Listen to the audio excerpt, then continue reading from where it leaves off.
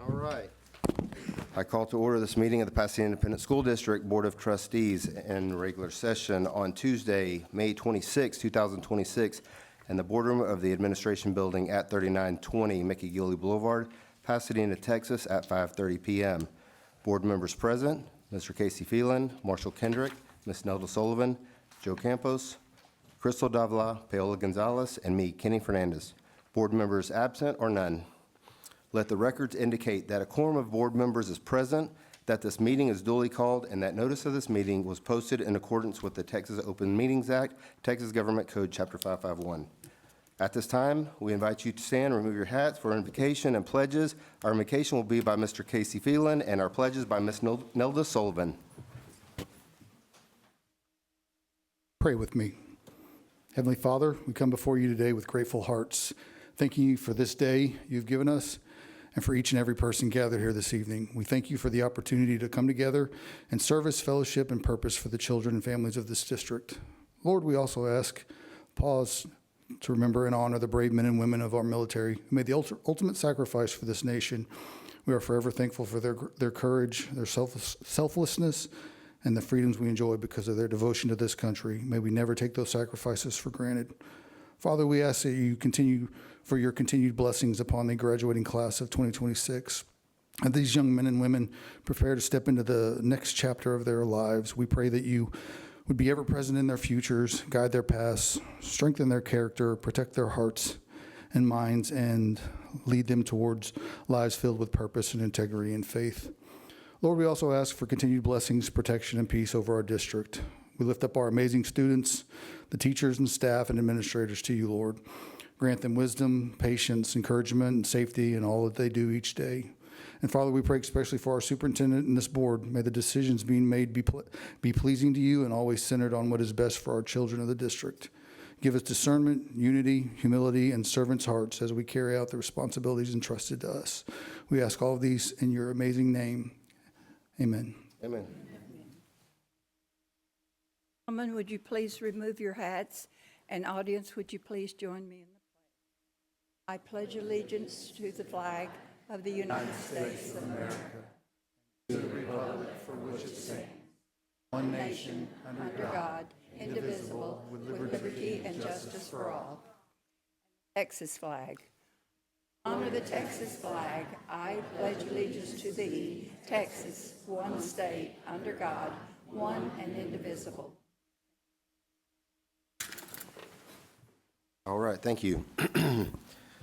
This moves us to our public comment according to BED Local. This portion of public comment is limited to speakers who wish to address the board. Since more than 10 individuals have signed up to participate, the time allotted for each speaker has been adjusted from 3 minutes to 1 minute in accordance to board policy BED. During public comment, speakers will be called to the podium in the order in which they signed up. If they are not present at the board meeting and/or do not respond when your name is called, please know that the board will assume that you are no longer wish to address the board and that we will move to the next speaker. When addressing the board, speakers are expected to be courteous and respectful. Accordingly, the board asks that the speakers avoid identifying employees and/or students by name for both positive or negative remarks. Titles may be used instead. Audience participation in the meeting is limited to public comment portion of the meeting, and behavior that disrupts the flow of the meeting may be asked to leave. The board looks forward to hearing your comments this evening and appreciates your willingness to comply with these procedures to ensure that all participants have an opportunity to participate in this meeting. Mr. Phelan will keep time and indicate when your time has expired. Up first, we have Andrew Winterly.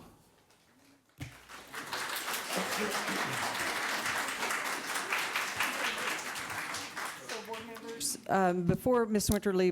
Winterly begins and gets set up, I just want to take a moment to acknowledge that we have received feedback, and I understand that the emotions and strong feelings are being expressed, and those come from what I know is deep care for our kids, for our schools, and our community, and all of those things matter greatly to us.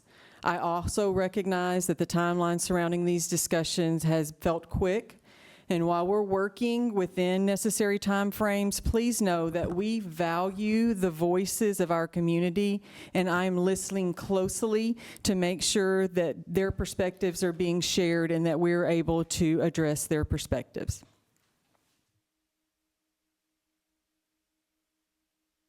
Closing the Eugene Tegeler Community School isn't going to save us money, it's going to cost us money. This school's ROI is significant in the form of course completions, graduation rate, and ADA. We're not going to save money on staffing because we've already cut the teachers who we were going to cut before we decided to close the school. We're going to lose money on the facility that we've already renovated significantly, recently in fact. Whatever you repurpose the building for is still going to need lights and AC, and now you're going to have to retrofit parts of 3 different campuses. And we're going to pay at least twice the cost in transportation. Instead of busing kids from all over the district to one central location, now we're going to bus kids from all over the district to schools at 2 separate ends of the district. That costs more. The proposal says financial implications cannot be qualified at this time, unquote. But we expect it'll save money in the future. Well, try telling that to the bank, you know what I mean? It's vague. It's worrisome to me as a taxpayer. That's a minute. Yes, sir. Thank you.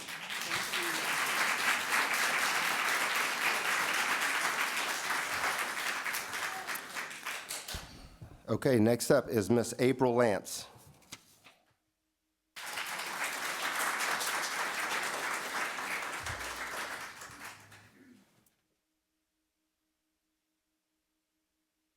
And your time starts whenever you start speaking. Thanks.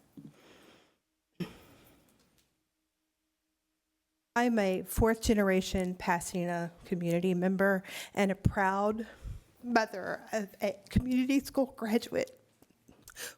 Without the programs offered by Tegeler Community School and the superb teaching staff at that location, my daughter and many other students in this district would have fallen through the cracks.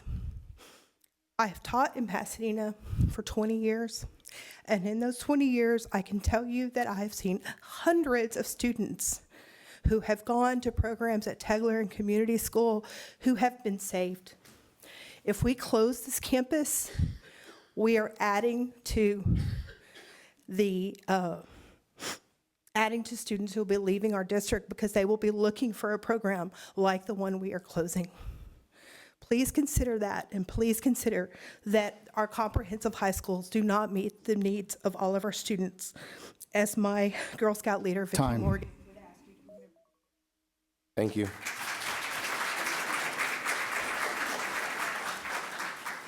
Next up is Riley McGuire.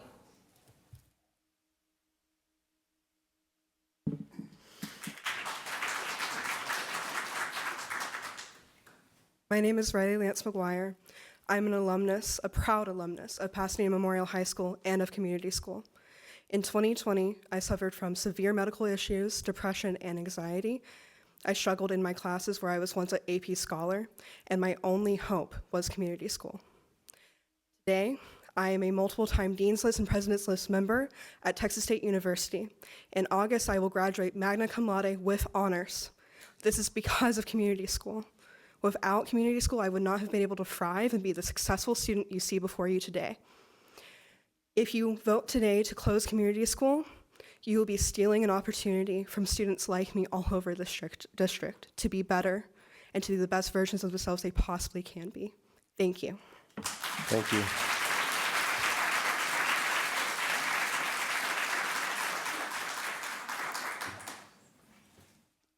Next up, we have Miss Tracy Brown.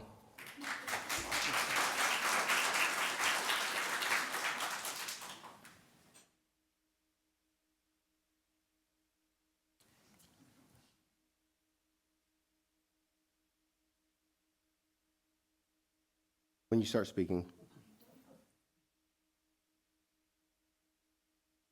Hi.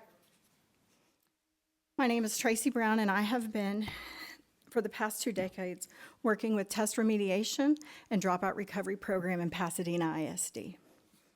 I'm a certified teacher, and my experience proves that our late start allows students to work when it is proven to be most effective in the late morning. The class size allows teachers to focus on individual students with complex needs, and we encourage parents and students to take ownership of their learning and partnership with our program when they choose to enroll with us. Daily homeroom expectations provide a consistent small group and point of contact for each student. Our school culture is built on respect for self and others while meeting students where they are. Tegler Community School serves students who come to us from across the district with gaps in learning that they may hide behind behavior issues and a desire to fit in that they fill with poor choices. Our campus serves as a bumper rails on a bowling lane, if you will, to keep students engaged in learning. I implore you to consider the long-term effects on our city and these students as individuals if this opportunity is removed. Time. Our success isn't measured in dollars.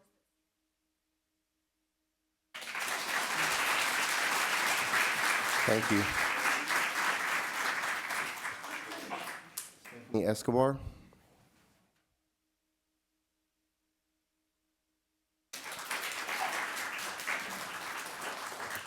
Hello, my name is Stephanie Maria Escobar, and I was one of the current former students, and excuse me, I am kind of nervous. Okay. I was also in the community school as well. I was also a high school dropout, and also because of this, because of Ms. Brown, because of her, I am here today. And for closing the school, oh my God, I'm gonna cry. That for teachers like her that never gives up on students, and oh my goodness, I'm so sorry. And now your son is? Now my son is also going to HCU, and now I can provide more. I'm so sorry. I'm really nervous. She's a graduate of Pasadena Yes. High School.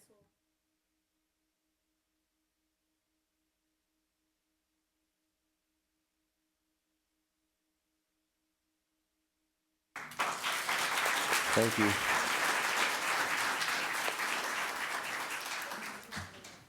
Tanika Alexander.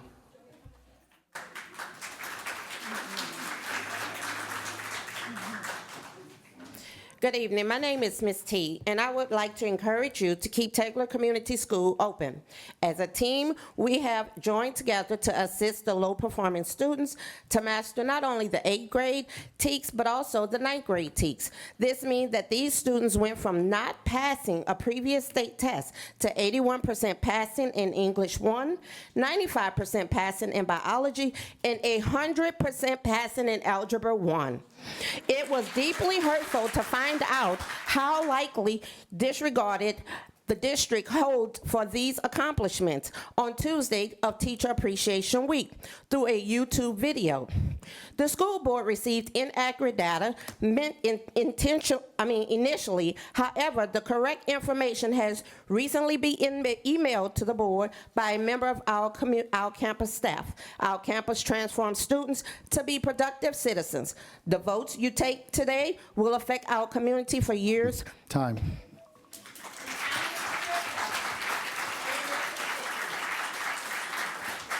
Thank you.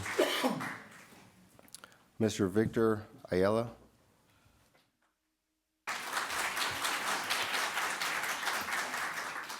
How's everybody doing? I'm nervous, but I'm gonna get through it. All right. A bigger, newer campus doesn't guarantee a better education for our kids. It's the teachers, staff, and the parents that make that possible. McMaster's Elementary is an A-rated school. Most of the teachers and staff know my kid's first name by heart. I have to change this up because I was told we were, only given 60 seconds, but larger populated schools are prone to lower test scores and lower standards in the curriculum. I'm not gonna say that the new school is gonna be worse or anything like that, but automatically assuming that us parents would be okay with this closure is not only an insult, but a slap in the face to this community. Our kids have to live here. And if the kids don't have any value in the district, then how are the parents and the kids supposed to have value in the district itself, in the whole community? How are we gonna have that? Time.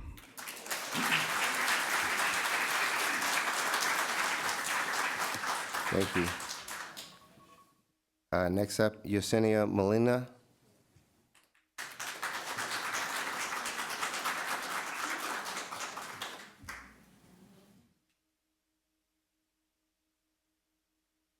Hi, good afternoon.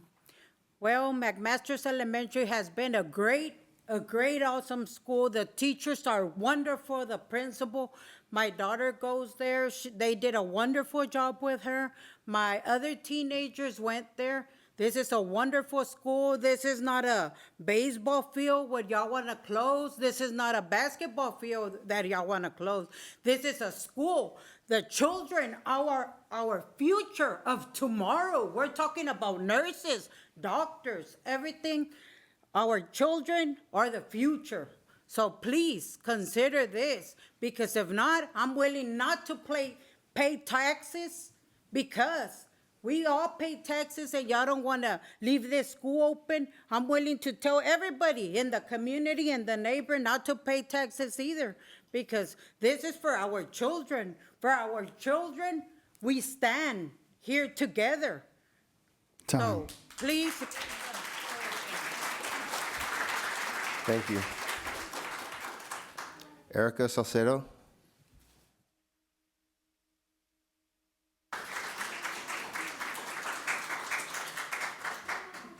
Going to speak much because I'm going to let my son speak for everybody.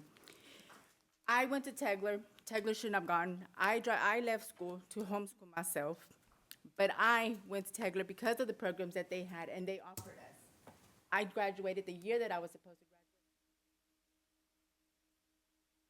graduate. For them, for what? Money that's still not accounted for what y'all sold that other building for to make it not right. Money that y'all built for these other schools that are low rated, not right, because there's still over $146,000 million that has not been accounted for. Where is that money? Now my son will speak for his school. Go to Parks Elementary, because last time we had this, the teachers were crying because they like teaching there and they like teaching the students, and they do not want to go to Parks Elementary, so.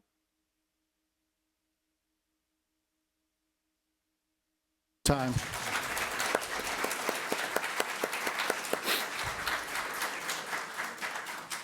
Thank you. Luis Cambioso? Okay.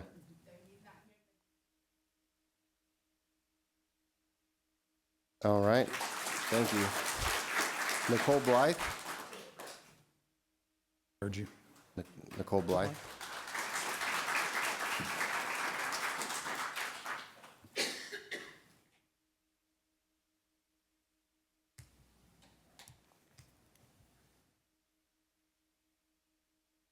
These are proximity microphones, so when you speak, if you'll just move just a little closer to the microphone when you start to talk, otherwise it cuts off.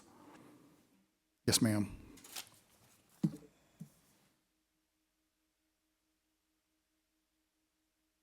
This is not okay. We need to give 3 hours notice to show up and speak here.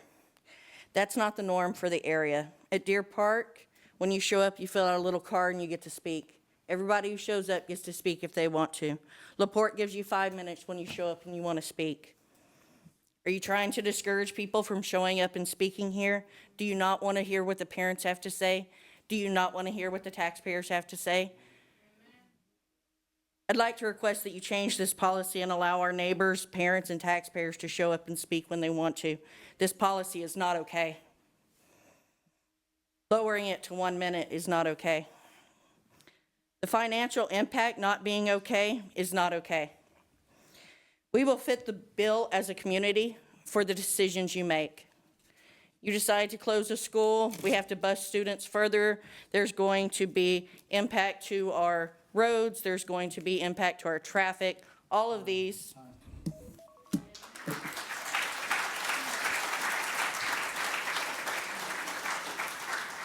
Thank you.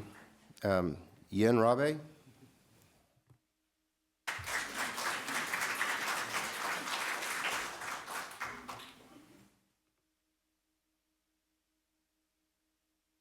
Hello, my name is Yen Wen Rabe. I am a teacher. I taught 14 years at Pasadena High School, and I'm now a director of Clearbrook City. I've been paying attention to the board since 2007, when you made the costly decision to start school at 7:15, causing harm to students' health, academics, and safety. The building of this administration building for more than $30 million was wasteful spending. For who? administrators. Board members, are you puppets for this administration? How come you don't even have access to your own emails? Your email links did not work until recently. Mr. Joe Campos, when we spoke, you told me to email you about your concerns. Well, it turns out your email link doesn't even work. And with all the wasteful spending of building this administration building that cost more than $30 million, now students and teachers are paying for it. Teachers should not lose their jobs over your wasteful spending. For once, listen to your constituents. Stop.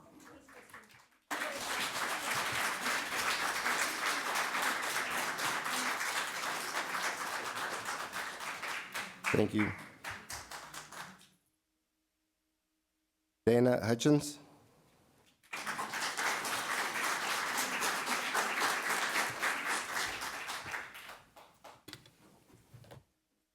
I am and my family are products of and proud proponents for Pasadena ISD, but this administration is not currently a positive reflection of the district that I have thought has been amazing for almost 50 years. They posted the proposal to this board claiming they used community feedback before the McMaster's community was actually notified or involved. I was told personally 2 years ago that Parks was not being built to close McMaster's, yet Parks had a declining enrollment and they built the school for double the amount of students, which shows intent to consolidate. Last week, the chief of staff told me he wished the timeline could be different, but it is this cabinet that sets that timeline. That could have been different. A timeline that left no time for these babies to say goodbye to their beloved school. And this administration is ignoring mounting research about how small school size, not just small class size, has impactful positive ramifications for students and communities.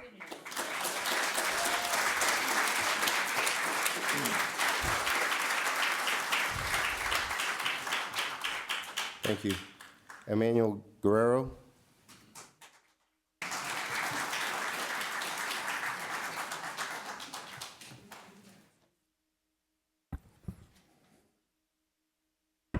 Hello, board. My name is Emmanuel Guerrero, Pasadena City Council member, and I take my commitment to the community very serious. This is not right.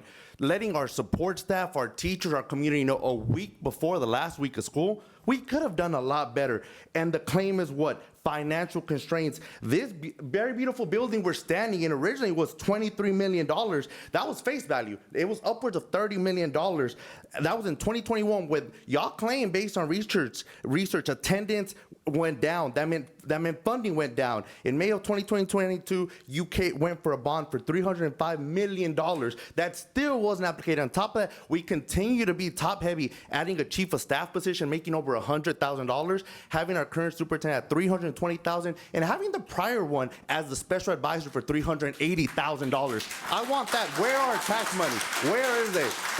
Our community, our children, Pasadena ISD deserves better. Thank you.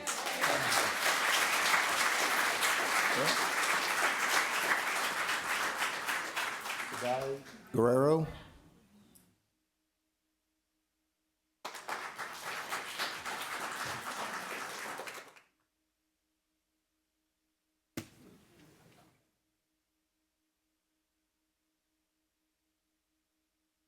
I am strongly opposed of the closure for McMaster's Elementary for various reasons. McMaster's is an A-rated school. There are only 2 in all of Pasadena McMaster's that are A-rated. It's McMaster's and Sparks Elementary. It does not make any sense to close an A-rated school just to put the kids in a bigger school just for attendance purposes. They receive better academics in a smaller school where there is more personable relationships. They can get the attention that they need, and putting them in a bigger school would make them, I'm nervous, would basically make them fall in the system. It would make them fall behind. McMaster has been a great school for both of my children. I don't even live in the Pasadena ISD. I am technically zoned to Deer Park ISD, but I am on an out-of-district transfer specifically for McMaster's Elementary because I know and I understand the value.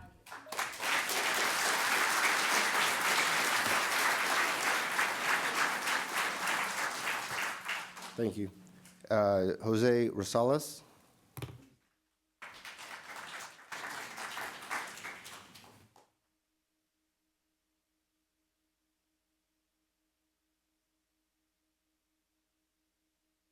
No one out there?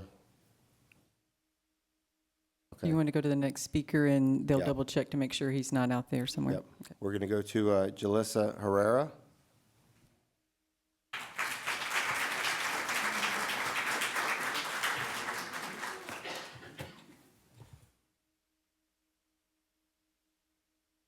Hello, my name is Julissa Herrera, and I'm a proud parent volunteer at McMasters Elementary. The topic I want to discuss today is the poorly handled proposed closure of our school and the meeting that occurred on May 18th. We were informed that the board would be holding a meeting regarding our school, and the same day, the community was blindsided with the news of a possible school closure and the potential merger with Parks Elementary. During this meeting, parents were not initially allowed to speak or make their concerns heard. The superintendent told parents that we would have an opportunity to share our concerns at the end of the meeting. However, the meeting concluded, and we were instead directed to a QR code displayed on the screen, and we were told to submit our thoughts and questions. While the superintendent attempted to leave, parents had to demand the opportunity to speak before we were finally allowed to voice our concerns.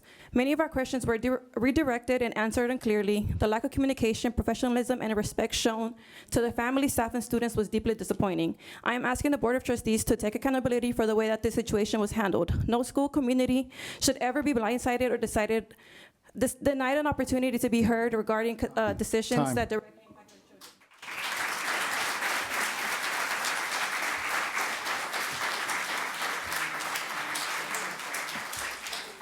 Thank you. Were we able to find Mr. Rosales? Okay. All right. Have we missed anyone else who had received a confirmation from Ms. Jordan in regards to speaking, public speaking? Okay. Before we move on to the next agenda, I want to acknowledge that the board has received and reviewed numerous written comments and emails from concerned Pasadena ISD community members and employees, in addition to the speakers during tonight's meeting. We truly want to say that we understand your concerns. We've heard your concerns. We value your input, so thank you. At this time, we're going to move to our budget workshop, and that's going to be Dr. Tamika Alfred-Stevens, CFO. Before we move to the budget workshop, I just want to reiterate that that I am appreciative of those that came and voiced their concerns this evening. Your voice does matter, and that we are listening to what you're sharing with us. And unfortunately, we have to make difficult decisions. I don't like that we have to make difficult decisions, but we're at a state where you're going to be able to see at our budget workshop that we are simply not funded at a level that we used to be funded at. And I don't want to have to make tough decisions. Nobody wants to have to make tough decisions, but unfortunately that is where we are. And so, but I want to acknowledge that I appreciate you coming and sharing your voices and sharing your concerns. We will continue those open lines of communication. And I just want you to know that we thank you for being here, and we thank you that you're continued to support of your students and of our schools. And we just want to say we do appreciate that, acknowledging that. So once we begin the budget workshop for Ms. Alford-Stevens, I just want to start by speaking plainly about where we are. At the core, we have a revenue challenge. Quite simply, we are not bringing in the same level of funding that we once did, while our costs, they continue to rise, probably like your home budget cost. At our April budget workshop, Dr. Alford-Stevens shared that difficult decisions would be necessary to align our budget with what our fund balance can responsibly support. That remains true today. A simple way to think about it is just like a household budget. If you are not bringing in enough money to cover your expenses, you have to make adjustments. Those adjustments are not easy. We have to call order here. You do not have the mic. So, those adjustments are not easy, and they're not always popular, and sometimes they have to happen faster than we would like. We know that our revenue is not enough to sustain everything that we currently have in place across the district. Because of that, we will continue working to bring our budget to a level that is responsible and sustainable for long term. Our goal is to make decisions that not only address the needs of today, but also ensure we are positioned for a strong and stable tomorrow to continue our long-lasting tradition of student success. Ms. Alford Stevens. Thank you, Dr. Lopez. Good evening, President Fernandez, trustees, Dr. Lopez again, audience and community members. This evening, I would like to give an update on where we are in the 26-27 budget planning process. And I will begin by going over the agenda that is in place for our discussion, trustees, this evening. I'll begin with reminding us of our goals. This is our third budget workshop, and so we'll hear some of the information that's been previously shared regarding our goals and what our budget and planning assumptions and considerations are. And then I'll move to a draft of the budget for 26-27, and then we'll close out with next steps to the budget adoption, which we know must occur before July 1st. So when we think about our goals, if you can remember, one of the 4 important levers that we focused on for this upcoming year and beyond is to protect our long-term stability. We know that we are experiencing times where things are different. And when we say different, we have experienced a sharp enrollment decline in comparison to previous years' enrollment decline. We also know that there continues to be the rising cost of inflation. The gas pump alone tells a story. And so we have to make certain that we align our decision-making with our current reality that we are currently facing. And with that, that requires structural adjustments that must be made not only on the staffing side of the house, but also on the operational side of the house. Also, looking at multi-year forecasting and making certain that we're not just looking at one year alone. We're looking at current year, previous years, and forecasting beyond this current year because, again, the goal is to protect our long-term stability. And finally, communication. We want to make certain we're sharing the why. Why are we making these decisions and why are they necessary? So essentially, when revenues and expenditures don't align, we have to have a plan in place, a strategic plan in place to ensure that there is alignment. At this juncture of our budget, our revenue and expenditures are not aligned. What that means is there's a gap. And when there's a gap, usually you use your savings account, we call it our fund balance, to fill that gap. But you also have to know that when you're using your savings account or your fund balance to close a deficit, if you're not replenishing your savings account, guess what happens? It will continue to decline. So we are at a juncture where we can no longer just depend on our savings account or our fund balance to meet our immediate needs. So let's talk about budget considerations. Over the last several months, you've heard me talk about different underfunded programs. I'm going to go into that specifically here in a moment. You've also heard me share the available fund balance, and I'll touch on that a little bit more this evening so that you can see how we have used our fund balance to help support our needs, and that has served us well. But now we have to make different decisions. We know that our enrollment patterns and our average daily attendance continues to be the largest opportunity for us to generate additional revenue. So that's why it's important that we continue to be intentional with encouraging our students to come to school every day, because we know that it's not just about the funding, but it's about the instructional opportunities that our students have. And so we have to make sure we're leveraging that to the best degree possible. Also, when we think about our property values, I want to be clear when I say that we do not determine the value of your property. When I say we, I am speaking of the Pasadena Independent School District. We do not determine the value of your business or the value of your home. That is what the appraisal district does. We have to pay them a fee to assess every property that is within our square miles. And from that assessment, your home, your business is assigned a value. If you are a current homeowner, you know that you've had an increased exemption. Your homestead exemption has gone from $100,000 to $140,000. I'm a homeowner. While I appreciate that legislation, as the CFO, I recognize that that reduces the taxable value that we can levy here in the district. So we're generating fewer dollars because some of those savings have been passed on to property owners. We also know that staffing needs and adjustments have to be made because of our declining enrollment. And finally, the last consideration I don't want to forget are our operational needs. There are some requirements that we don't have any choice in what we're going to pay for. For example, we have to have property insurance. We are required to have property insurance. We are required to have buses. So buses require fuel. Those are things that are non-negotiable, that have to be in our budget, and we do not control those costs.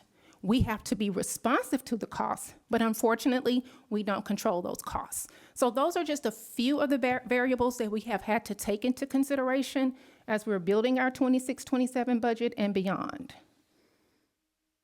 Next, I'd like to highlight a few programs that I consider, or we consider, significant programs that are underfunded. While we know this is not a conclusive list, it is 4 major programs that I feel like I should highlight. One being our special ed program. You'll see here that the state provides us an allotment for different programs. Specifically for special education, the state provides us I'm looking at the 25-26 year, that's in green. The state provided us $48.6 million. But you'll see that we've budgeted 91.3, nearly 91.4. So that is an underfunded allotment that we, as a district, because we know how important those services are, those required services are, we're filling that gap with our own funds. School safety. We recognize the importance of school safety. The state has given us some funds to help with school safety, but they also placed requirements upon us and did not fully fund those requirements. So again, an underfunded mandate where our school system has to fill the gap.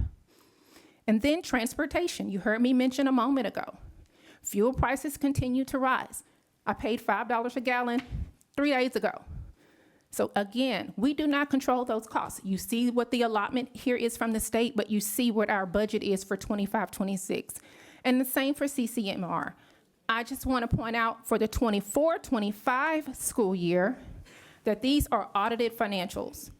So you can actually see what we spent in that year. We spent $84 million on special education. We spent $9.3 million on school safety.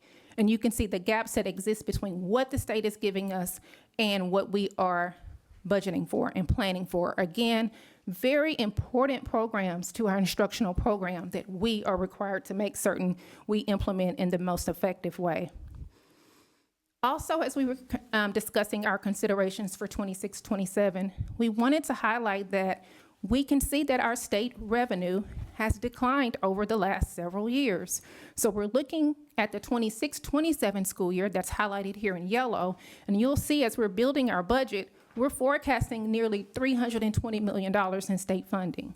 Well, that's down from what we've received in previous years. So again, we have to make adjustments because we're not generating the same level of revenue because we don't have the same number of kids as we've had in previous years. Next, the availability of fund balance. You'll see here in previous years where we've used our reserves to help close our deficits or fill our gaps. For the 25-26 school year, we were forecasting that we would have a $23 million deficit, which would leave us with right at about 90 days of fund balance, about 3 months, which is a healthy fund balance. But we know that we did not make our enrollment projection. We forecasted to receive, to have 1,000 kids fewer than the 24-25 school year. We have 2,300 kids fewer. That's significant. And so that means that the state makes that adjustment. And when the state takes away that money, we've already hired the teachers. We're not paying you based on students in average daily attendance. We're paying you your full salary for the full year, regardless of the funding we're getting from the state. And so we have to take that into consideration when we're building our 26-27 budget because we need to know how much fund balance we have available to fill a deficit. Now, the budget planning assumptions. So for this upcoming school year, we are building a budget, or we've built a proposal that includes a taxable value increase. You'll see here it's noted as a negative 2.15%. We received our preliminary certified values from the Harris County Appraisal District at the end of April, and this is the projection that they provided us. So you'll see here our taxable values are not increasing.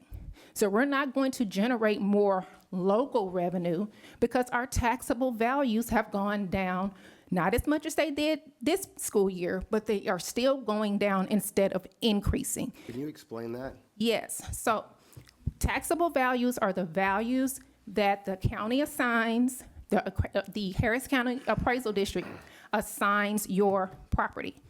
For example, if the taxable value of your home is $200,000, when we assess our property tax to it, your tax bill could be right at $2,300 for us, or from us, I should say. So what that taxable value increase year over year means that, as an example, the district's total property values, taxable values, is just over 19 billion, okay? So if that goes down 2%, that doesn't mean it's going to be 20 billion. It's going to go down closer to 18 billion. So our taxable values and market values are two different things. Taxable values mean the value we can tax your property on or your home on. When you're selling your property, that is the market value. Market value. Taxable value means we apply the exemptions, that $140,000 exemption, to reduce the value of your home, and then that's what you're taxed on. Am I answering your question? Yes, ma'am. And where do those taxes go, and then how do they get funded back to our? Those taxes go to the state, and they do not come back to us. That is the bottom line answer. I understand. Okay.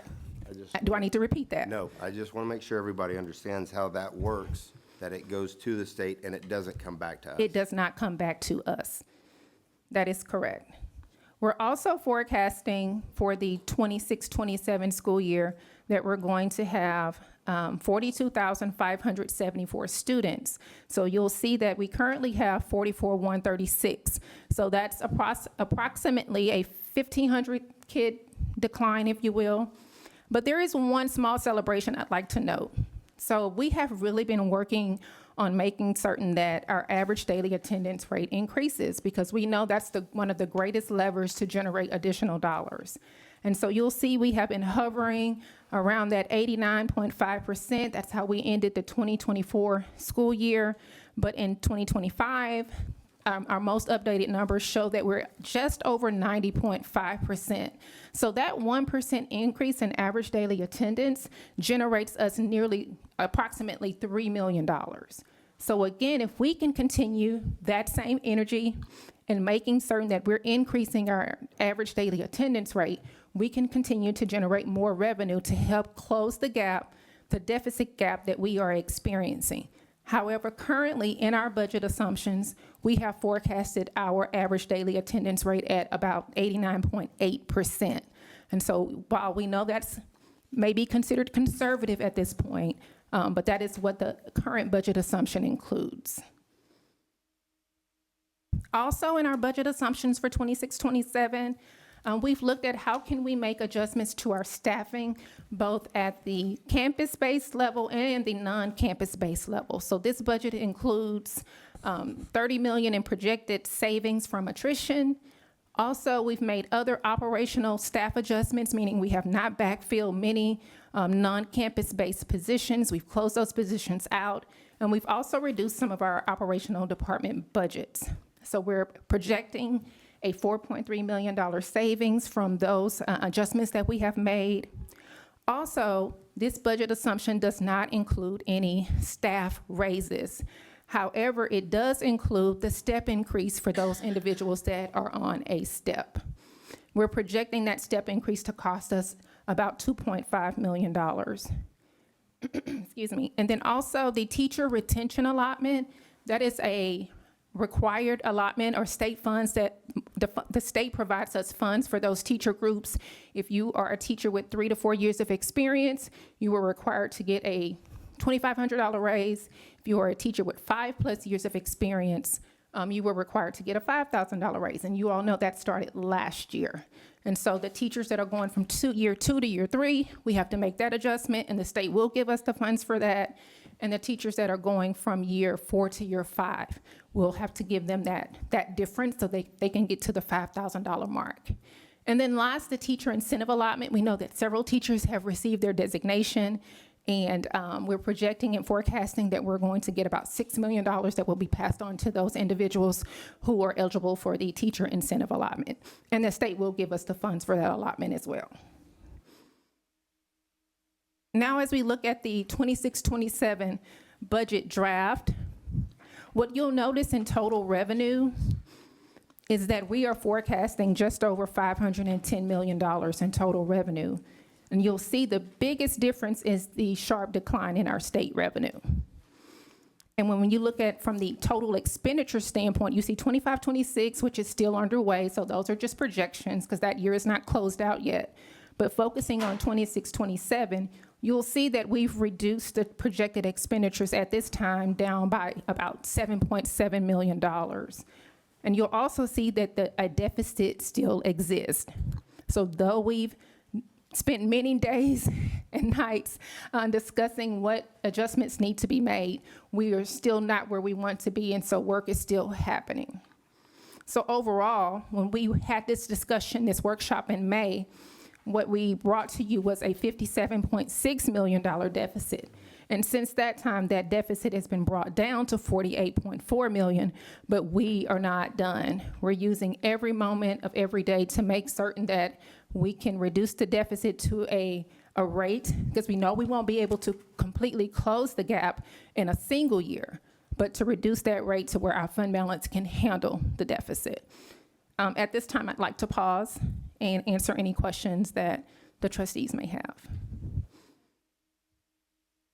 Could you explain fund balance just so that people understand what that is and what's required from the state? Yes. So the fund balance is the amount of reserves that a school district has.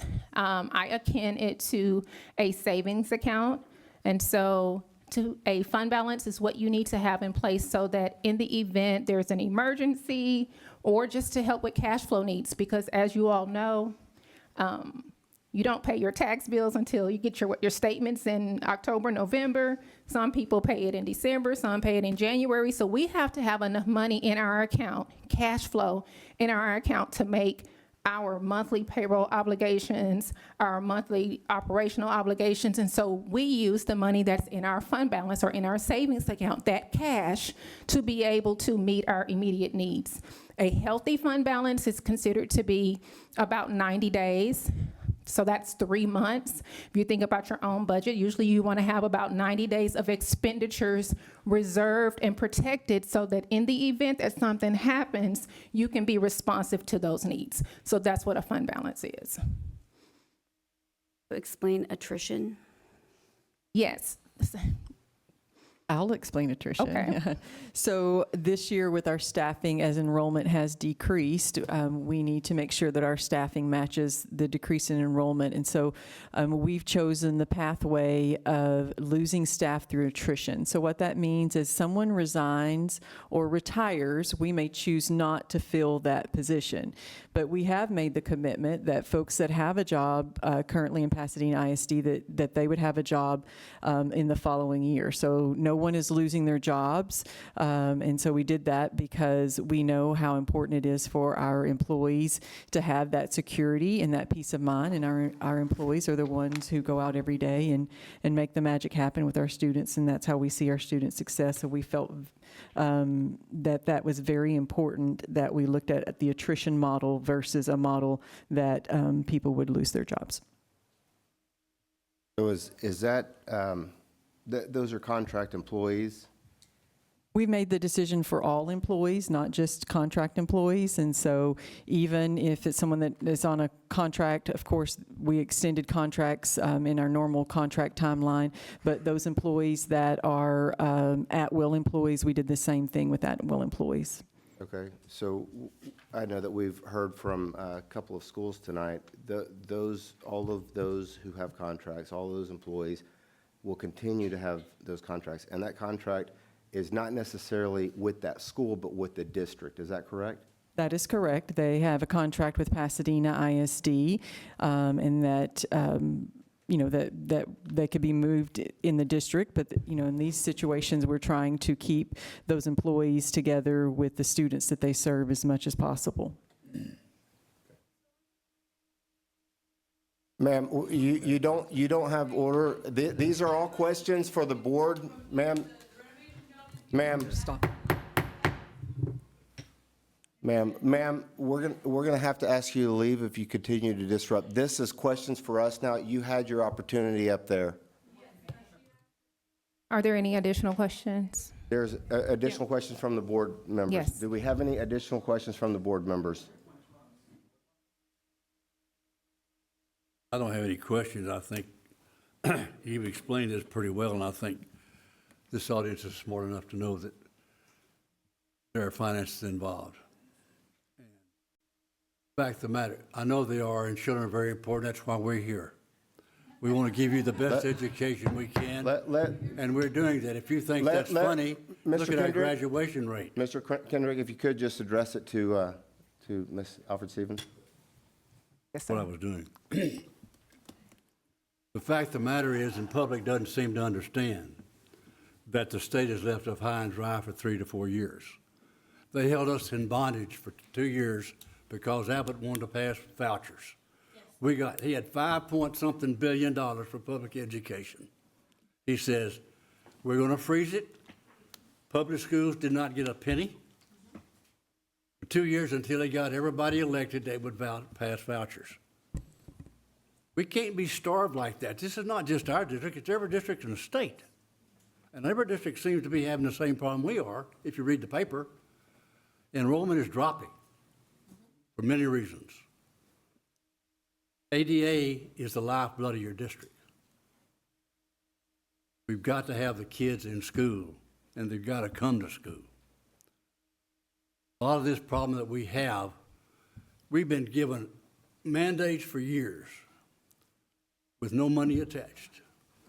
She mentioned a while ago about the fact is that we have, security has to be in every building.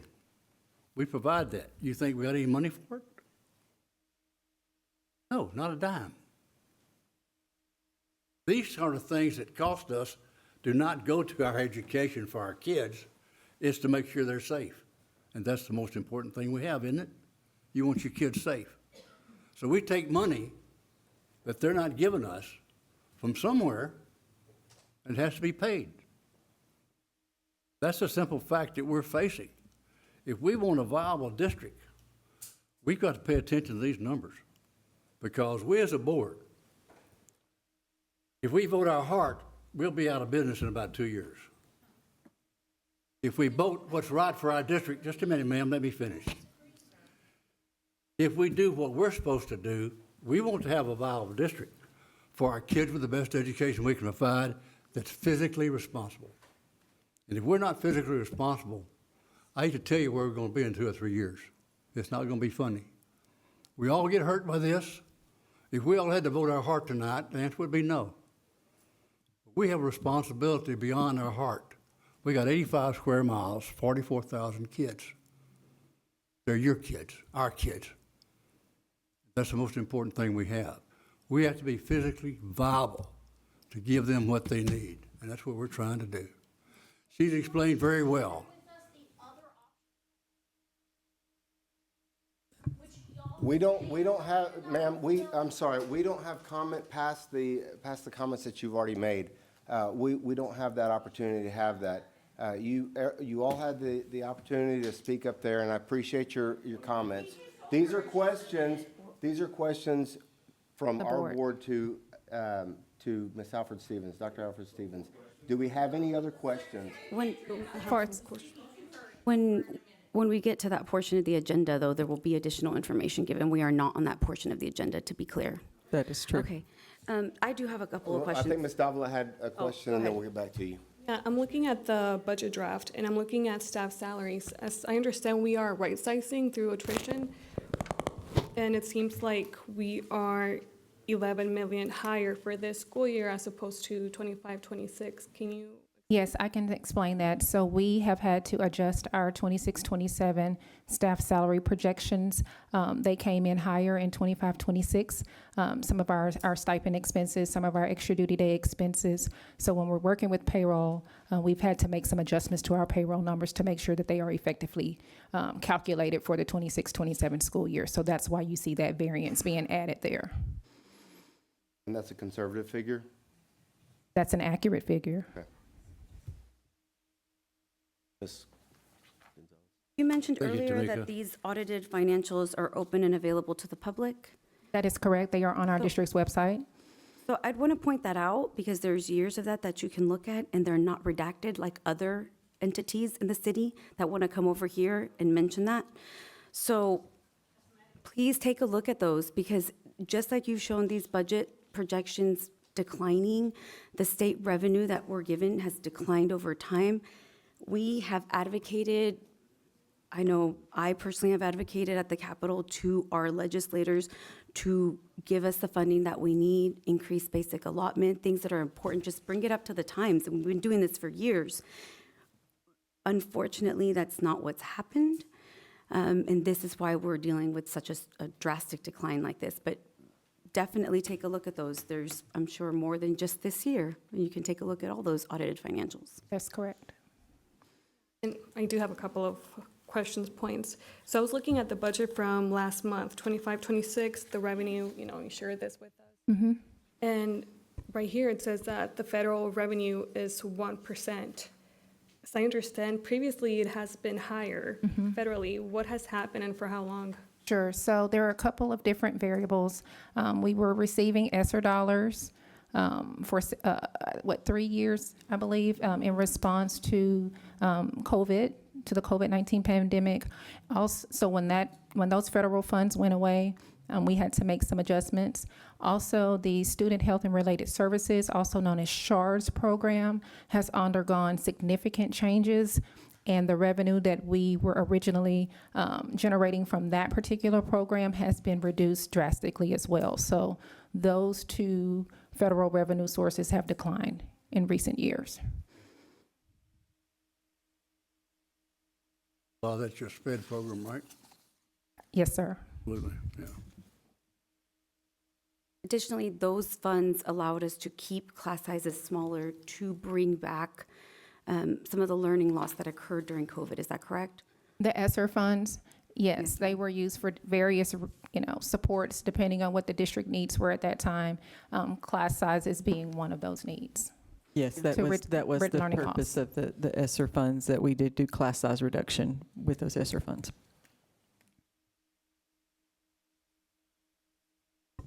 Any other questions? Yeah, no, I just want to make one point regarding federal funds and special education. My colleague Bella has mentioned working with other school board members here in the state of Texas. We're part of an organization called TASB, Texas Association of School Boards, and we all have very similar concerns regarding budget.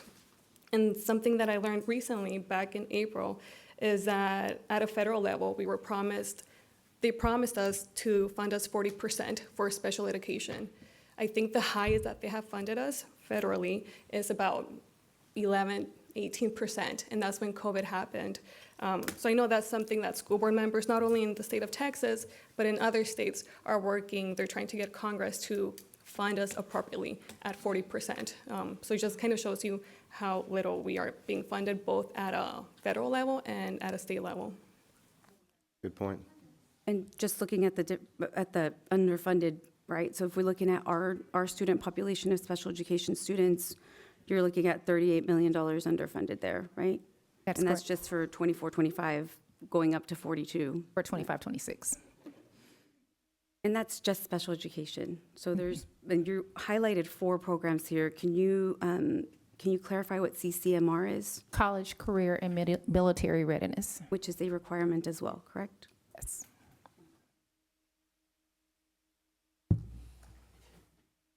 So as far as next steps, this month we have We're really close to finalizing our department allocations, and then you've seen the preliminary draft for 26, 27, and of course, we're currently in our budget workshop. So the ask for June is that we have another separate budget workshop prior to the board meeting that will take place, where we will recommend a budget and a proposed tax rate. And that will prepare us to be ready to start the 26, 27 school year. As a reminder, also, the board has 3 budgets that must be approved and adopted. And while our focus has been on the general fund, there's also the child nutrition fund, where we're anticipating a balanced budget there, and the debt services fund, where there's no deficit there as well. So most of the energy is being spent on the general fund because that's where the deficit is. But we will bring all 3 budgets at our June budget workshop so that you can see each of those 3 budgets prior to our actual budget adoption process. Okay, thank you. Any other questions? I'd like to thank you for such a thorough explanation of what we're facing with our budget, and we look forward to working for a successful budget. Thank you very much. Thank you for a great job with your people. Thank you, Dr. Alford. Thank you to you and your team. All right, we are now going to close and going to adjourn to closed session pursuant to Texas Government Code Section 551.071, 551.072, and 551.074. We'll reconvene as close to 7 p.m. as possible. All right, we reconvene. Are we open? Is this on? Okay. All right, we reconvene in open session at 7:06, and that brings us to special recognition, and tonight we have none. This also moves us to our consent agenda. Do I hear a motion to approve the consent agenda? So move. Motion by Ms. Sullivan, second by? Second. By Mr. Phelan. Any discussion? All in favor? Aye. Any opposed? Carries. And now this brings us to our personnel section. Consideration and possible approval of administration personnel for information only. Certified personnel for 2025-2026 school year for information only. Certified personnel for 2026-2027 school year for information only. Support personnel for 2025-2026 school year for information only. This now moves us to our educational section.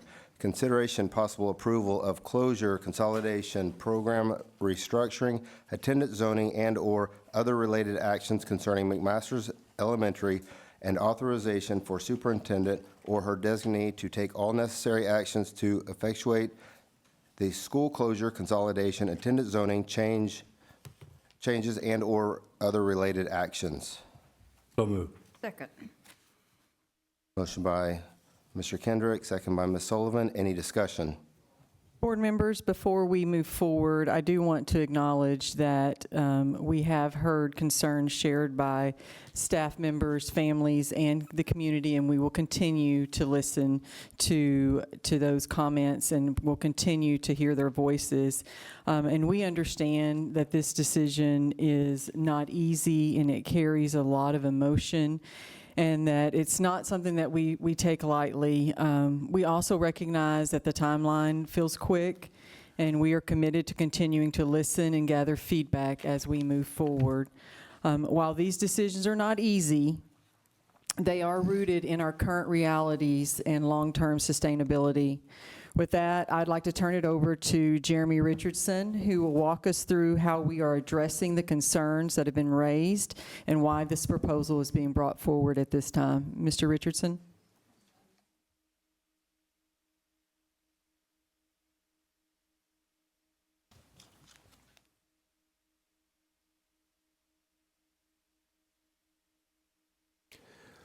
Thank you, Mr. Board President, Dr. Lopez, members of the Board of Trustees. Before we get started on any of the discussion regarding this proposal, we do want to acknowledge something that is not in question tonight, and that is the fact that McMaster's is a very strong school. McMaster's Elementary is an A-rated campus, recognized by the state of Texas, and it's supported by exceptional educators, by school leaders, that go above and beyond each and every day for their students and for their community. It's had a long-lasting presence in this community, and that presence is based upon strong relationships with parents and with students and with staff and with families. None of those strengths are in question tonight. We also want to acknowledge that this conversation is deeply personal. This conversation is emotional, and we understand that. Our commitment moving forward, if approved, is to honor the history and the legacy of McMaster's Elementary, protect the relationships that matter the most, and ensure our students are positioned for long-term success in the future at a nearby modern facility. As we look to the future, there are three key realities that are guiding this proposal that you have before you tonight. The first one is the condition of the building. A recent facility assessment conducted by an independent firm identified nearly $16 million in needed repairs, including more than $5 million in immediate needs. Some of the infrastructure in place at McMaster's dates back to the original construction of the school.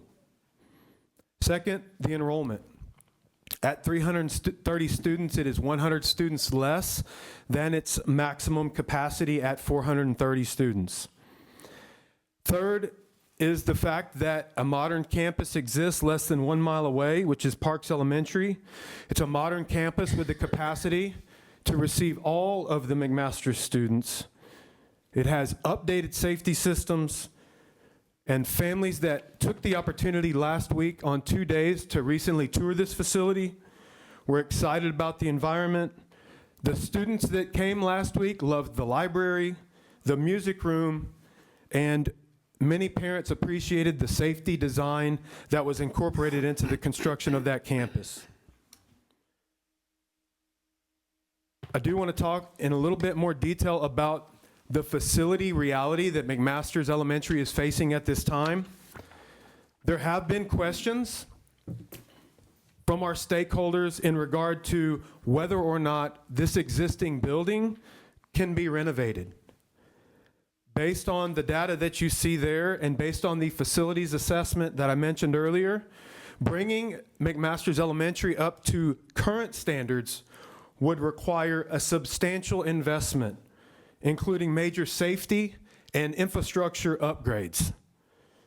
The difficult question that we all have before us tonight is whether continued investment in an aging facility is the most responsible choice when a modern facility, a modern campus with a learning environment that is conducive to student success is available nearby. The distance between McMaster's Elementary and Parks Elementary is less than 1 mile.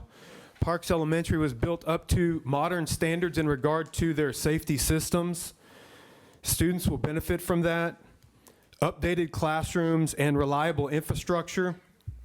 As I already mentioned, we had the opportunity to tour parks with families last week, and many of them, along with their children, shared that they were excited about the new campus, and many of which they had positive feedback about it.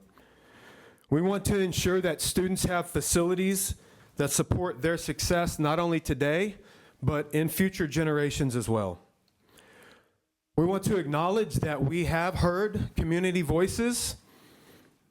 We have engaged in hearing the staff of McMaster's. We have had and conducted a parent and community meeting at McMaster's, and we've also offered the opportunity for family and children to tour the New Parks campus. One thing that we heard from multiple stakeholders was that this timeline feels abrupt, and we want to acknowledge that the timeline is less than ideal.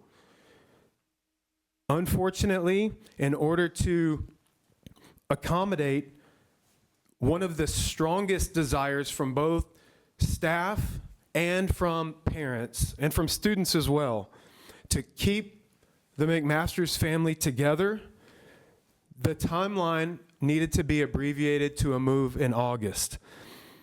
And our goal, to the greatest extent possible, is to move as many staff as possible and all the students from McMaster's to Parks Elementary as one community. Staff, in talking to them, were very much against a possible move in January due to the disruption that it would cause to the campus and to the students. And finally, if we were to wait another year to make this move, we may not be able to accomplish what the desired goal from the staff and parents and students is to keep the campus together. And there are a number of factors outside of our control, such as possible enrollment decline or possible future consolidations that may be necessary that would not allow for us at the end of next year to be able to have that as a goal, to keep the McMaster's community and family together. And most importantly, that is the clear message that we heard from all stakeholders, is that as much as possible, we want to keep the McMaster's family together, and that is central to the timeline that we currently have and to that approach. We do want to commit to some things. First off, every staff member at McMaster's Elementary will have a position in Pasadena ISD next year. No one will be losing their job. The goal of this is to preserve the McMaster's community as much as possible, to preserve the successes, to preserve the traditions, and to preserve the systems as much as we possibly can.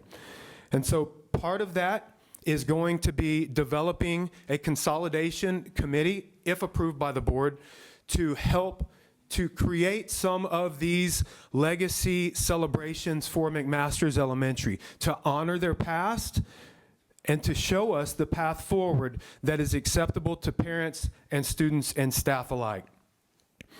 We will continue to engage with McMaster's families, and we will continue to honor the work that has been done there for so many years. No family will be left without a clear plan, whether that be transportation or special services that are needed by each student. We will not allow for any student to fall into a crack and need assistance that is not given to them. Thank you, board. Thank you, Dr. Lopez, for the opportunity to present this information to you tonight, and thank you, community, for the opportunity to share it with you as well. So, board members, I think at this time you guys probably have some questions, and we're more than willing to answer any questions you may have. Yeah, I think for me, my initial concern, I did read the input that all of you shared with us through the QR codes, et cetera. And something that popped on my mind that I thought made a lot of sense was zoning, just because some students might be geographically closer to other elementary schools in the area. But Dr. Lopez shared with me that there was a strong desire to keep the McMaster's community together, just as he mentioned. So that made me feel more at peace about possible consolidations. But Ms. Davila, I will also say, though, however, if there are families that live closer to another school, if this were to be approved and they live closer to another school, we would definitely work with the family if that would be somewhere they would want to transfer to, because I know that there are some sections, one piece of the McMaster's attendance zone that is near Red Bluff Elementary, that would be something we would entertain. And then, of course, the attendance zone also shares a boundary with Sparks Elementary, and we would entertain that as well. And so we are committed to making sure that if those are the choices that some of the families would like to look at, that we would be responsive to that.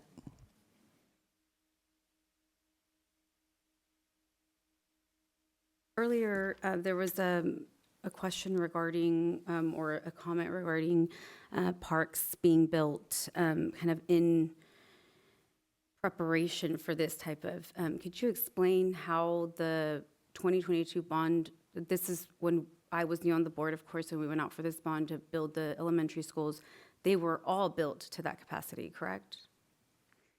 That is correct. So for the 2022 bond, they were all built at a 750 capacity, and we worked from a list of schools that were deemed most in need at that point in time. And some of you may or may not know that the old Parks building was older than the McMaster's building, and it was deemed needing replaced before the McMaster's building would needed to be replaced. And so that was part of a future facilities committee decision on what campuses that we did go for replacement in that 2022 bond. And during that time, we also received information, and McMaster's was also on that list, correct? I believe it was on the list, but it wasn't in the top four. Yes, ma'am. So to clarify, I think decisions about building or repairing schools take a lot of thoughtful consideration of taxpayer dollars. We have to consider the most cost-effective way to continue educating children in the best way that we can. And deciding to rebuild schools is based solely on the data that we have at that time. There's no way that we could anticipate enrollment decline as drastic as we've had. There's also no way we could have anticipated state funding that was withheld or shifted and redirected. And these decisions are made solely on the data that we have at the time, including now, and what we are dealing with our budget deficits. Personally, my decision regarding this matter is not a reflection of a lack of support from my colleagues or the administration. This is a personal matter, and I've thoughtfully considered, in light of existing court orders in my personal life. My ex-husband is a current employee of McMaster's, and I believe it would be in the best interest to not be involved and abstain from this vote. But know that all of your comments and concerns were taken into account, and know that this decision, regardless of what decision is made, has weighed very heavily on all of us. Who comprises the Future Facilities Committee? The future facilities committees that we have used in the past have been community members that were from around the community. There were some school district staff members, but mostly comprised of community members that make that decision. And if moving forward, if we were to have any, if we need to look at consolidating other campuses, that would be a process that we would look at, as well as having a committee to make that decision. Thank you. There is a great, strong commitment from this administration, this board, to be as consistent and as strong as we can to make sure the family moves together at Masters. Teachers, students, and that's the key thing, because success breeds success. Unfortunately, it's not something we want to do, but it's something that has to be done. So, board members, I will say that some of the feedback that I know I read and I heard at the community meeting is that it was important for students to be able to see familiar faces if they do need to go to, if they are rezoned to Parks Elementary. And so that's something that we are committed to to the maximum extent possible, is making sure that they do see those familiar faces and they have those familiar faces around the campus. That was very important. I heard that from parents, and we saw that in feedback. And so that's something that we're taking into consideration if this is approved. The one thing that I did notice is I was able to go to the town hall meeting. I was also fortunate to go to the next 2 days as Parks was open up to the McMaster's families and staff. And one thing I noticed was a reluctant group of people as they came in to the building, but a lot of smiles and a lot of happy people that left. Some even saying, you know, hey, look, even if this doesn't go through, you know, we're looking at a transfer.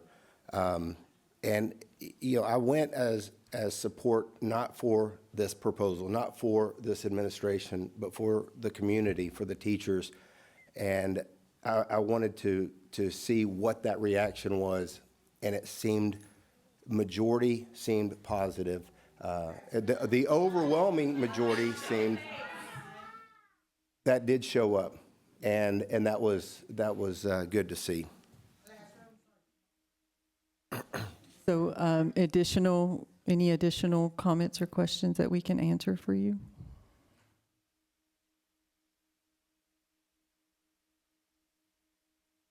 Okay. All right. All in favor? Aye. Any opposed? We have 6 in favor and 1 abstained. Motion carries. Consideration possible approval of the program restructuring, relocation, and/or other related actions concerning Tegeler Community Schools and authorization for the superintendent or her designee to take all necessary actions to effectuate the school closure and/or other related actions. So moved. Motion by Ms. Sullivan, second by Mr. Kendrick. Any discussion? I'm sorry. Second by Casey Phelan. Any discussion? So, board members, tonight we got to hear from former students at Tegeler and the passion that Tegeler community has for their students, including those from teachers. And I want to recognize that connection and that commitment that you have to those kids, and say that that's very special, and that we want to continue that same commitment that you have to our students. And it just shows that how meaningful that Tegeler Community School and what they offer to our students is. But we also know that this pace was very fast, and that getting input from the staff was important, but we can't stop there, that there has to be opportunities for continued feedback, and that we are committed to that. But as a part of this process, I will say that last week we did engage closely with the Tegeler Community School administrative team, as well as our high school principals, to explore what this could look like moving forward. And together they've helped propose a new model that is more cost-effective, while still providing same or similar levels of support to students. So the model that we will present to you this evening is a school within a school model, and it has the potential to expand opportunities and widen horizons for students that we serve. And I'm proud of the collaboration that we've done with the Tegeler Community School Administration, and the forward thinking that team has, in the ability to know what the students need, and to know the strengths of their staff members, and to feel confident that they can continue to serve this special group of kiddos in our district, makes me happy that we have a plan to possibly move forward. I'd like to invite up Dr. Alita Harrell to share more details on the proposal that we have. But as this proposal is presented and discussed, I'm just confident that we can ensure students do get that same level of support, and then possibly look at ways that students can still can also get a high school experience as well, as something that they don't currently have at the campus that they're at. So, Dr. Harrell. Thank you. President Fernandez, Board of Trustees, and Dr. Lopez, thank you for allowing me to build upon the options Dr. McCalla presented early May, and provide more details about the recommended proposal based on that stakeholder feedback you just spoke about. The purpose of tonight's agenda action item, again, I want to begin by acknowledging that the conversations about program transitions, especially those involving students with significant academic, social, emotional, and life challenges, can be deeply personal and emotional. And when we talk about the Tegeler Community School, we're talking about far more than a campus or a program model. We are talking about students who do need a fresh start, students who need a different environment to thrive, and students whose success depends on our willingness to be flexible, strategic, and deeply student-centered. I want to speak about the recommendation to move from a standalone single campus facility model to a school within a school model while remaining fully committed to serving our most at-risk students with the same care, intention, and support they need to succeed.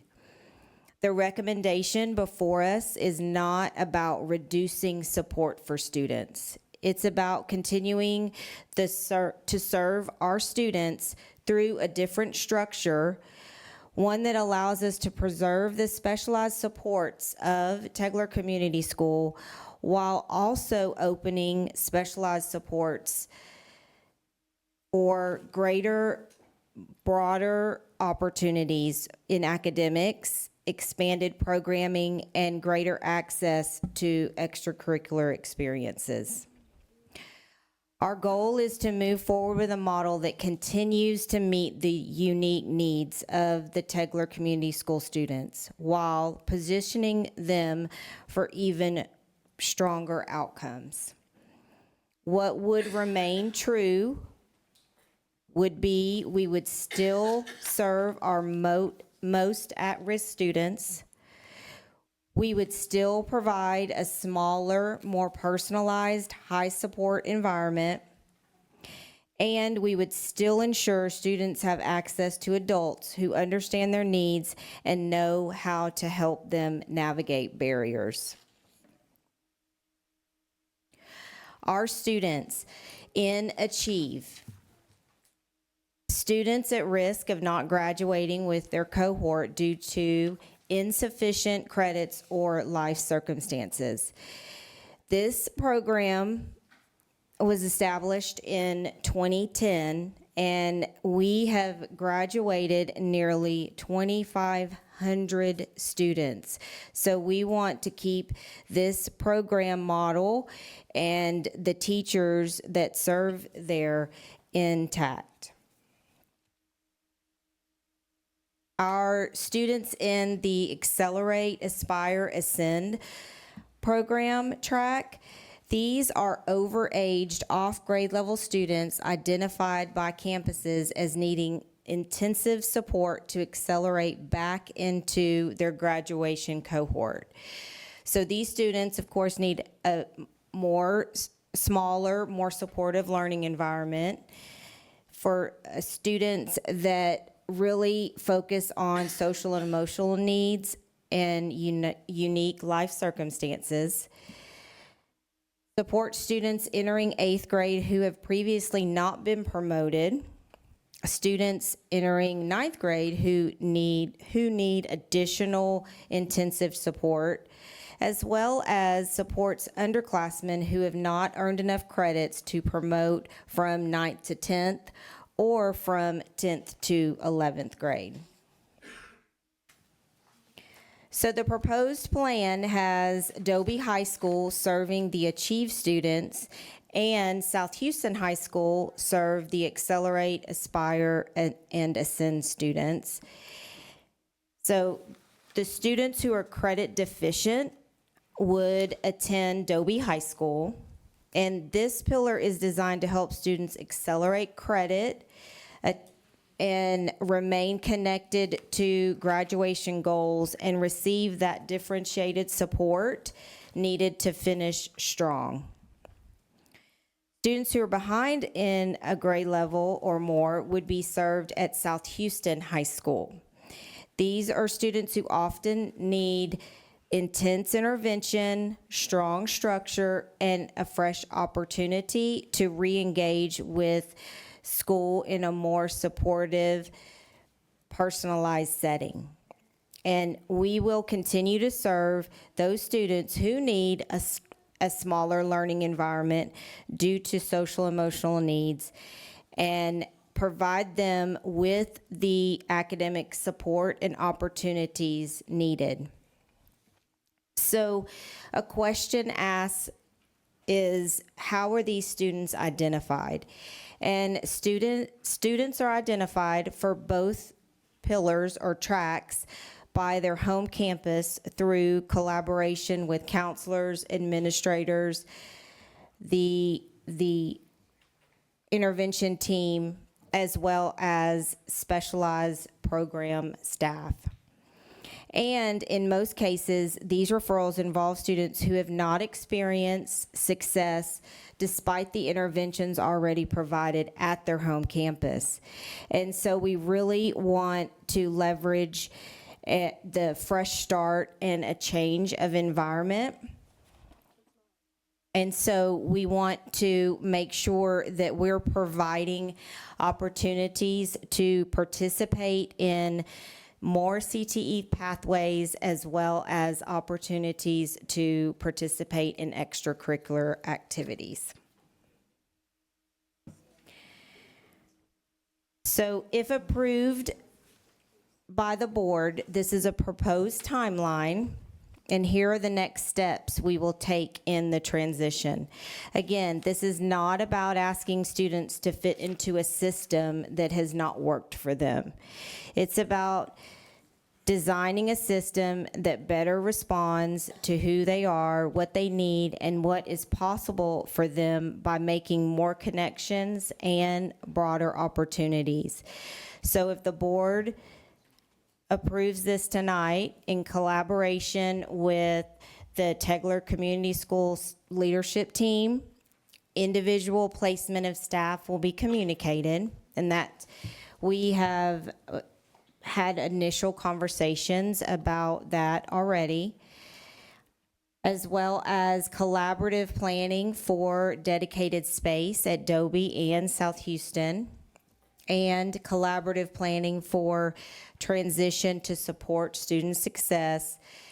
And then the programs would launch in the fall at the receiving campuses to be a school within a school.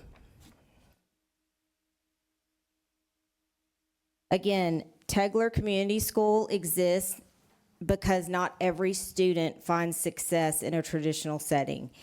And we have a responsibility to ensure those students are not left behind. I also want to acknowledge that with any long-standing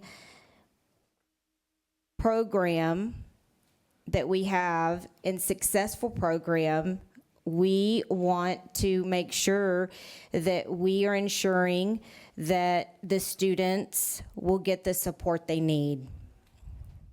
Questions about the smaller environment, will that be preserved? As well as, will we lose what made this program work? And those are all fair questions, and the answer must be found in how we intentionally design the next phase of this work by providing our students with more opportunities. Because our responsibility is not simply to relocate a program. Our responsibility is to preserve the purpose, the relationships you guys spoke about this evening, and the student-centered supports that define the Tegeler Community School. So I want to reiterate that this recommendation is not about doing less for our students. It's about finding a way to do this work in a model that remains responsive, intentional, and sustainable while expanding what is possible for our students. So our mission does not change. What changes is our opportunity to rethink the structure in a way that preserves the heart of the program while expanding access, opportunity, and connections. So we believe this school within a school model can allow us to continue to serve the students who need us most, while also giving them a greater access to a full range of academic and extracurricular experiences that can help them re-engage, recover, and graduate. Thank you. Thank you. Your question? How were these two campuses chosen? Well, we were strategic in the choice of the campuses because all of the After visiting with the high school principals, as well as really looking at the pathways and opportunities, all of the high school principals wanted to serve these students. However, for the Achieve program, we Which have I will say, Dr. Harrell, that is Achieve is, some people may refer to that as the community school portion of the program, so, sorry. Yes. So we were strategic in choosing Adobe High School for that because at this time, there's a large population of students enrolled in Achieve that come from Adobe, as well as the Accelerate program. There are a large number of students in the South Houston High School feeder campus that that are served in that program. I do see that there's dedicated space, separated dedicated space. I mean, that space already exists on those campuses? So we have had those conversations with the high school principals, and as, you know, back a while back, we would not have probably had space for these programs on our high school campuses because their enrollment was so high. But as enrollment has dropped, there are spaces on campuses to be able to have a school within a school model. And so that is something that we had to take into consideration with this as well. With our changes in enrollment, there are spaces available. And we do also want to make sure that we give voice to the experts, which are the folks that currently are at Tegler Community School, as to where and what that space may need to look like and what they need in order for students to be successful. And so that will, if this is approved, that will be something that we will begin soon afterwards. So I guess I saw a lot of students that had comments about this that were 20, 21, 22. In fact, a young man that lives right next to me also commented as well.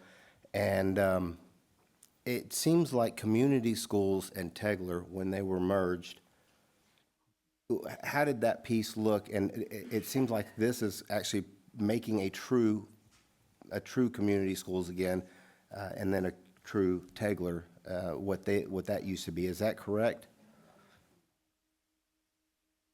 Well, this new model that you have presented tonight.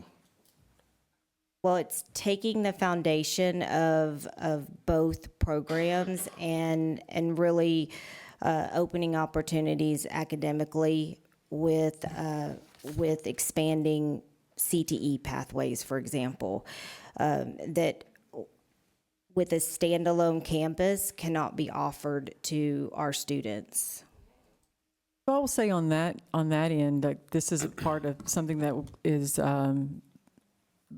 exciting for me, because I'm sure that we have students that would benefit from the experts that are here here with us this evening from Tegler, and but they may choose to stay at their home campus because they may want, I'm just going to throw out, they may want to be on the football team, or they may want to be in some sort of fine arts that they cannot be in at Tegler. And so I think that this might be an opportunity for us to capture more kids at some point. Yeah. Okay. Yeah, and that was actually one of the things, is that the young man that I discussed with, is he said that there was a kid that was on Tegler and then ended up moving over to another high school, his home campus, and realized that there was actually more resources that he was able to use. So that was a positive thing. Any other questions? Any other questions? You know, I've been on the board long enough to know that when we started Tegler School, we had 7 students. We don't have the same program at Tegler that we had when we had those 7 students. But we've grown and we've matured. And this just goes to show you that this board has made decisions that elevated Tegler School to the position that it is today. And it's not the intention to take anything away from Tegler. We're at the point that we need to make decisions that are going to enhance the ability of our Tegler students, but also is going to give us some financial stability within our district. If we don't have financial stability, we don't have money to pay teachers. And this is what we're looking at today. So we know that there's going to be change, but let me just share this with you. Just since all of the combination of community and Tegler, that was a change, and it's worked out extremely successful. So making the change to go to the 2 high schools, there's no reason that this won't be a very positive change for your students and for our community. So let's think about it with the positive aspect of what it's going to provide for our students. Thank you, Ms. Sullivan. Anyone else? Sorry, more questions. How will these students or their student data be tracked? Well, we have every student has a student profile, and we have that in place now. And we also can provide the experience of the expertise of the teachers. For example, folks shared about their achievement, and so that will continue. That specialized intense instruction will continue, as well as the promotion of the importance of attendance and continuing those supports in place. So that will continue to be tracked. I guess maybe let and me shared. clarify. I guess within a school model, obviously it's still a different program model though, moving forward. So I'm curious as to that. Like, how are we tracking that? So it's kind of similar to what we do with Early College High School. That's a school within a school model for 9th and 10th graders. And so we do track those kids so that we are able to identify that these students would be our Tegler students or our community school students within that campus. And so that we would be able to track. There's other options that we have. I don't know. This evening, a speaker made mention of a later start time. So we do have some optional flexible school day options with that later start time too, if that's what meets a student's needs. So we're not saying that we're not going to provide those things that kids may need. As a matter of fact, we will look at all of those options for the kids, but just do it with the school and within a school model versus it being a standalone campus. I guess I didn't see much on here. I know we talked about this the last time, but since we have a large group of folks here tonight, and I'm grateful for that. I do think community involvement is really important. I'm thankful for your advocacy. I hope we can see some of the same energy at the Capitol, because that's where big decisions are being made regarding funding. So definitely reach out if you want to do some of that work. Accountability and compliance, we talked about that, and I'd like to just, for you to explain that in terms of why it would be,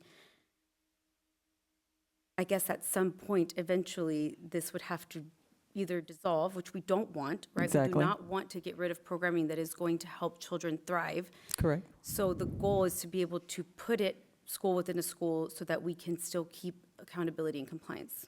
So some of the pieces that we've had to navigate this school year in particularly is that Tegler Community School was a campus of accountability. And so when you have a campus of accountability, of course, there's certain things that we've got to fall within those guidelines. And one of them is that students graduating on what we call an IGC, an individual graduation committee plan. and that is where students do a project when they possibly are not successful on the end of a course exam in order to graduate. Now, the state does look at the percentage of students that graduate on that IGC plan, and in this situation, because there are so few students at Tegler Community School, that it's very difficult to stay under that 10%. And so we would need to make sure we look at that. Dobie High School being a large high school, that would not be as big of a factor with it being such a large high school. So that is something that we had to look at as well. What happens usually if a school is not meeting those accountability and compliance? So we do have to give TEA a report as to what we're going to do about it and how we're going to mitigate and make changes, and making sure that we're following those guidelines.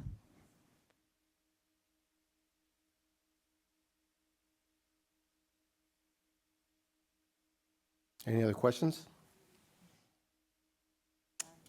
Yes, ma'am. That's okay. I wrote down another question that I did not do.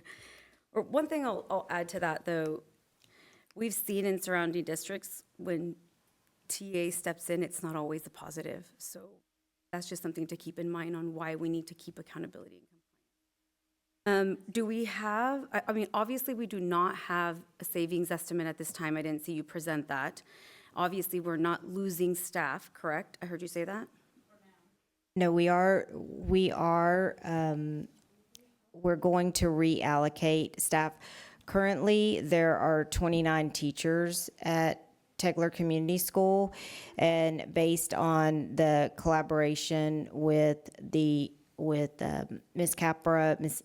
Elliott, and Mr. Clark, they provided us with a staffing model for each program that would meet the needs of the students.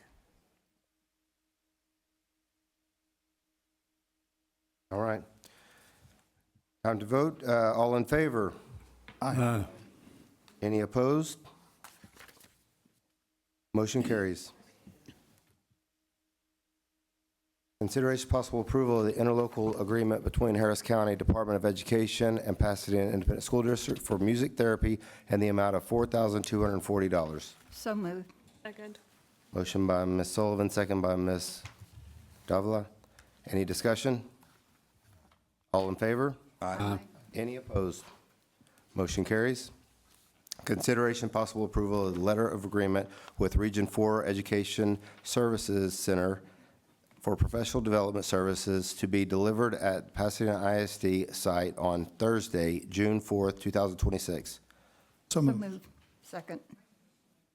Motion by Mr. Phelan, second by Ms. Sullivan. Any discussion? All in favor? Aye. Any opposed? Motion carries. Consideration possible approval of the Reed Comingo School Impact Grant to LF Smith Elementary and the amount of $10,000. So moved. Second. Motion by Mr. Kendricks, second by Ms. Sullivan. Any discussion? All in favor? Aye. Any opposed? Motion carries. Consideration possible approval of the Spark School Park Program project for Southbelt Elementary and the corresponding agreement, including $230,000 in funding. So move. Second. Motion by Mr. Campos, second by Ms. Sullivan. Any discussion? All in favor? Aye. Any opposed? Motion carries. Consideration possible approval of the Pasadena Memorial High School student to travel to New York City on June 11th through 23rd, 2026 to attend the 17th Annual Jimmy Awards for a total of $16,000 funded by private donors. So moved. Motion by Ms. Sullivan. Second by Ms. Davila. Any discussion? Yes, sir. Board members, I would like to recognize, as this is the first time in Pasadena ISD's history that we've had a student move on from the Tommy Tune Awards and be able to compete in this prestigious Jimmy Awards in New York City. We're very proud of our student. You can see his picture in the student achievement section.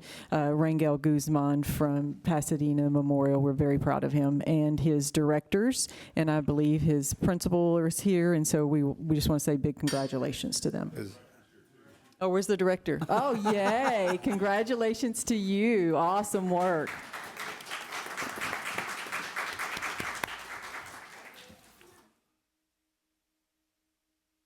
Any questions?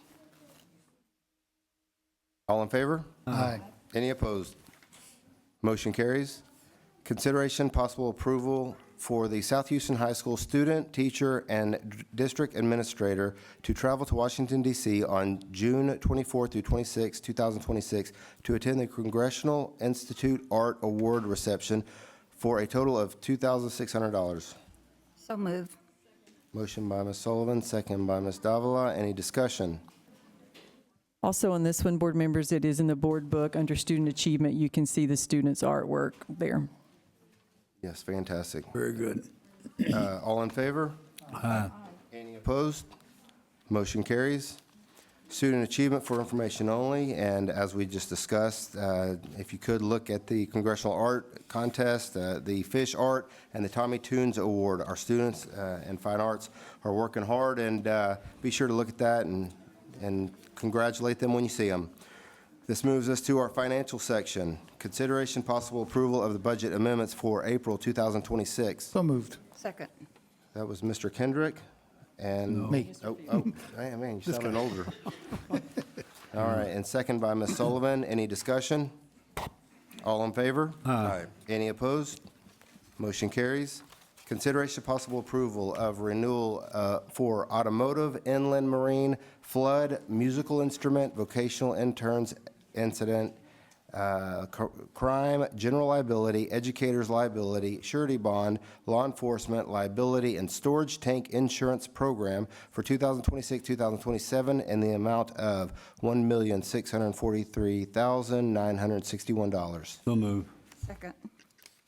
Motion by Mr. Kendrick, second by Ms. Sullivan. Any Board discussion? members, I believe we have representatives here today. I don't know if they were able to make it. Oh, there you are right in the front. Mr. Joe Blasi and Roger Montemayor, should you have questions. Question? Okay. The dollar amount is less for property than it was last year. Is that because of the lower property values? We're not going to guarantee that that microphone is going to work, but if it does, it'll be wonderful. Speak right into it. It is not. Members of the board. It is not working, so we're going to get you to switch over to you wanna this go side, if you will. Sorry about that.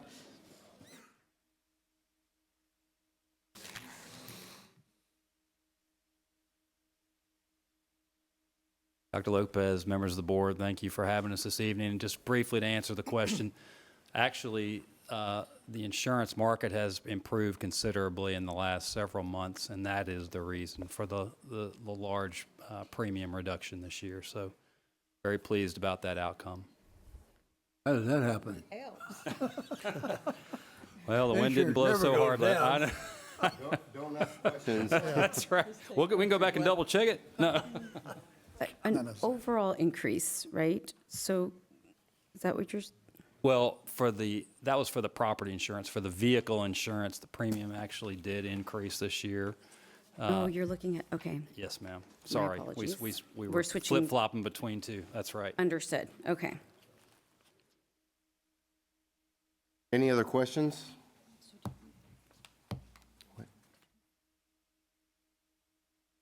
We haven't gotten to this. We haven't voted on this one yet. No, I know, but are we on the automotive, inland, marine? That's what we're on, correct? Correct. That was what my question was about. Since we were talking about just cost increase in general, when you guys are pricing this, I'm guessing you're looking around, shopping around. Can you explain that process? In terms of how many carriers we went to, we represent close to 40, 45 different carrier appetites for different lines of coverage. But to answer your question, it's what we do each and every year for the renewal. And this is a typical increase that you're seeing? Well, we write quite a bit of business in the public entity space, and I would tell you, even though we had an increase, particularly on the auto lines of coverage, it's well below market and what we're seeing in other public entities and other districts across the state. So the reason that the auto premium went up so much is just because of the lack of reform that's going on in Austin, and unfortunately for insurers, it's difficult to produce profits with regards to commercial auto. Any other questions? All in favor? Aye. Any opposed? Motion carries. Consideration and possible renewal thank you. I think, Thanks, gents.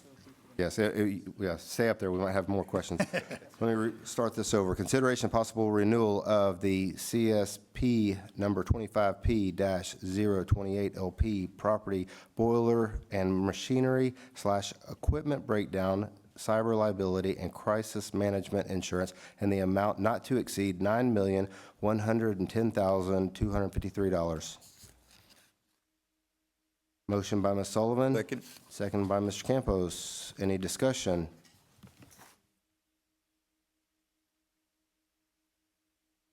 All in favor? Aye. Any opposed? Motion carries. Thank you. Thank you. Operational section. The first one has been pulled for not to take action at this time. Second, consideration possible approval of the allowance expenditure authorization, AEA number 1, for the 2022 bond plumbing upgrade at Sam Rayburn High School project in the amount of $37,385. So moved. Motion. Page. That agenda item on page 125 has been pulled at this time. So, sorry. Sorry. The agenda item on page 125 has been pulled, so that we no longer need that agenda item. Yeah, I got it. Yeah. Okay. Second, did you need a second? I need a second. Second? Second by Mr. Phelan. Any discussion? All in favor? Aye. Any opposed? Motion carries. Consideration possible approval of allowance expenditure authorization, AEA number 27, for the 2022 bond New Bailey Elementary School Replacement Project in the credit amount of $2,486. So moved. Second. Motion by Mr. Phelan, second by Ms. Sullivan. Any discussion? All in favor? Aye. Any opposed? Motion carries. Consideration possible approval of the allowance expenditure authorization, AEA number 24, for the 2022 bond New Jessup Elementary School Replacement Project in the amount of $33,160. So moved. Second. Motion by Ms. Sullivan, second by Mr. Campos. Any discussion? All in favor? Aye. Any opposed? Motion carries. Extended term contract signed for the district's current commercial electricity service agreement with Direct Energy Business, LLC, DBA NRG, and NRG Business for information only. This moves us to our miscellaneous section. We're going to adjourn and close session pursuant to Texas Government Code Section 551.074, and we'll reconvene just as soon as possible.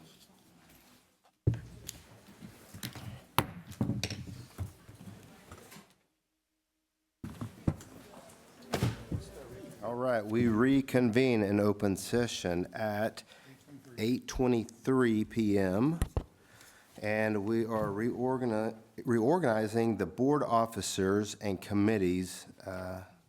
And do I hear a motion for president? I nominate Casey Phelan. All right, Mr. Kendrick. Motion. Second. Second by Ms. Gonzalez. Any discussion? All in favor? Aye. Any opposed? Motion carries. This brings us to our vice president. Do I hear a motion? Mr. President, I nominate or recommend Paola Gonzalez as vice president. All right. Do I hear a second? I'll give you a second. I'm sorry? Mr. Kendrick? Seconded by Mr. Kendrick. All in favor? Aye. Any opposed? Motion carries. Do I hear a motion for secretary? I nominate Crystal Davila. Second. All right. We have a motion for Ms. Davila, and seconded. All in favor? Aye. Any opposed? Motion carries. And now, do I hear a motion for Assistant Secretary? Nominate Joe Campus. Second?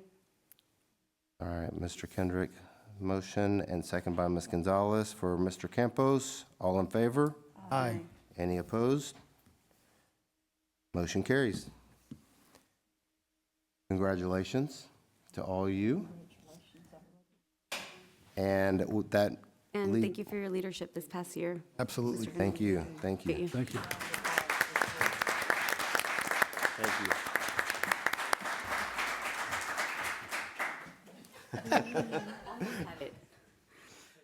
All right, so now we're going to get back to the boring part, which we're going to set the date for the next meeting for Tuesday, June 23rd, 2026. So moved.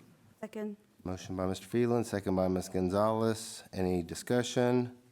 All in favor? Aye. Any opposed? Motion carries. There being no further business come before this board, we stand adjourned at 8:20.